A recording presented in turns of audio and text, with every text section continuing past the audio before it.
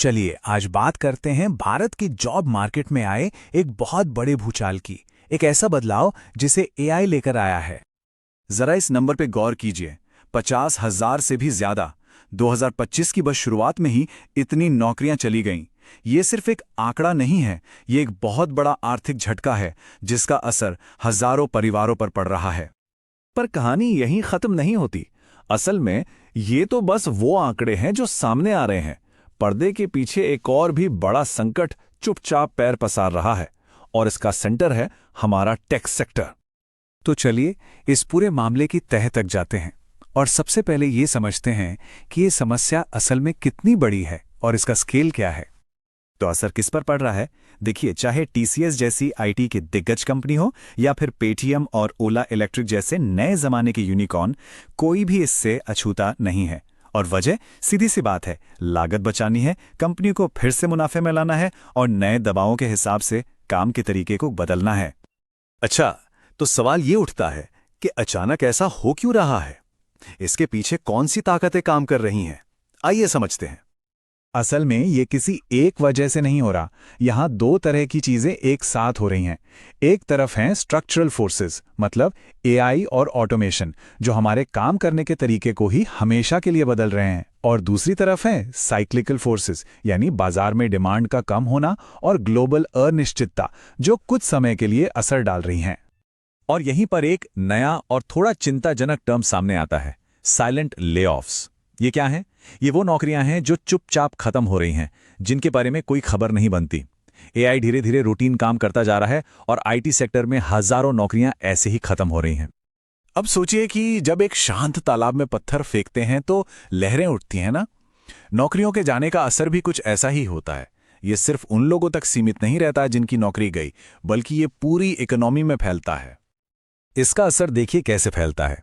जब लोगों की जेब में पैसा कम होगा तो खर्च भी कम होगा। इसका सीधा असर रिटेल, रियल एस्टेट जैसी इंडस्ट्रीज पर पड़ता है।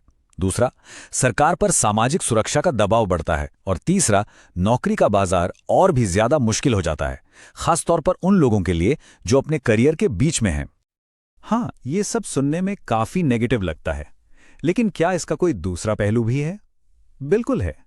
अगर हम इस मुश्किल को एक मौके में बदल पाएं तो ये हमारी प्रोडक्टिविटी को बढ़ा सकता है। पर इसकी एक ही शर्त है, हमें उन लोगों को नए जमाने के स्किल सिखाने होंगे जिनकी नौकरियां इस बदलाव की भेंट चढ़ी हैं। तो अब हम उस सबसे बड़े सवाल पर आ गए हैं, क्या ये सब होना तय है?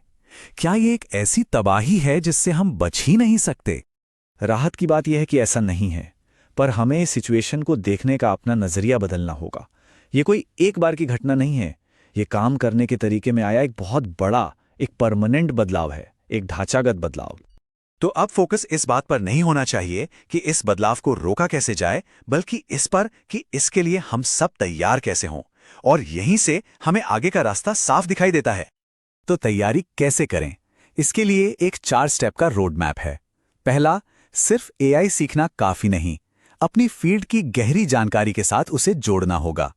दूसरा, ऐसी स्किल्स बनानी होंगी जो मशीनें आसानी से नहीं कर सकती, जैसे प्रॉब्लम सॉल्विंग और सिस्टम डिजाइन।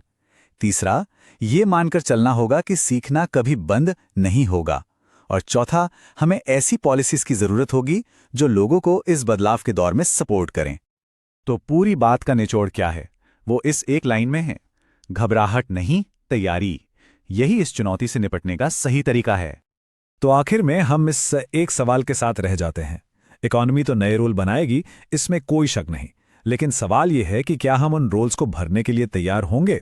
हमारा भविष्य इस पर नहीं टिका है कि हम बदलाव को रोक पाते हैं या नहीं, बल्कि इस पर कि हम सब मिलकर इसका सामना करने के लिए कितने तैयार हैं।